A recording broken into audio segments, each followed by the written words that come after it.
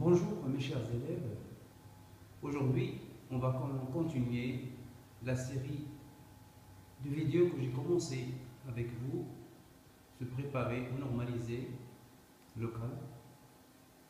Alors aujourd'hui on va voir comment localiser.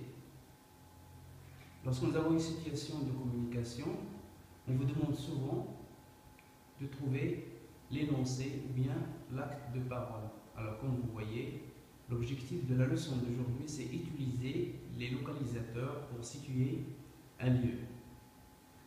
Et sur cette image, bien sûr, cette photo, on voit une jeune femme qui localise un lieu, un jeune homme.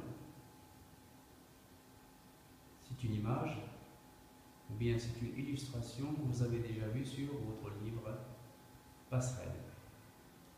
Alors, pour localiser, on peut utiliser, bien sûr, les localisateurs de loin pour désigner, bien pour indiquer un chemin un peu loin. Donc, on peut utiliser loin, là-bas, là, au loin, loin de, à l'horizon, tout au bout, de ou bien tout au fond de, à perte de vue, etc. Pour les localisateurs de près, on utilise ici près de, contre, à quelques pas, à côté de, non loin de. Il y a aussi des localisateurs de l'horizontalité, c'est-à-dire situés sur une ligne horizontale, à gauche de, à droite de, au beau milieu de, ou bien tout simplement au milieu de, à l'est de, à l'ouest de.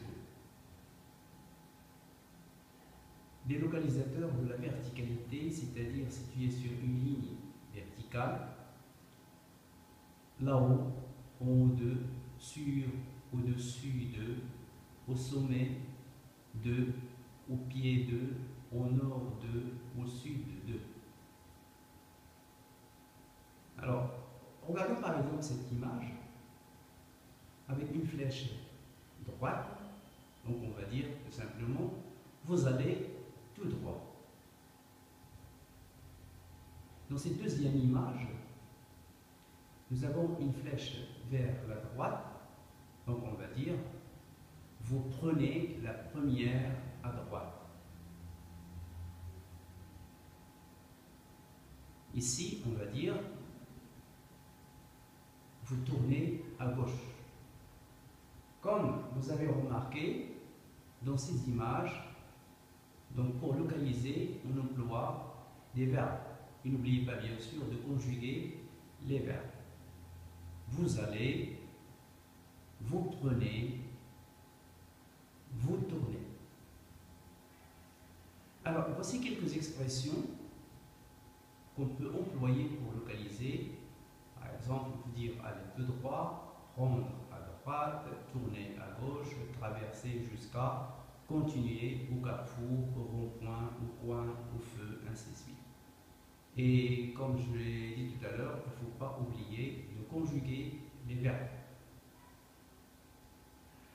Prenons un simple exemple. Nous avons ici une situation de communication. Un élève indique le chemin de son collège à un homme. Alors l'énoncé qu'on peut produire, vous allez tout droit, ensuite vous prenez la deuxième à gauche, le collège se trouve sur votre droite, en face d'un café.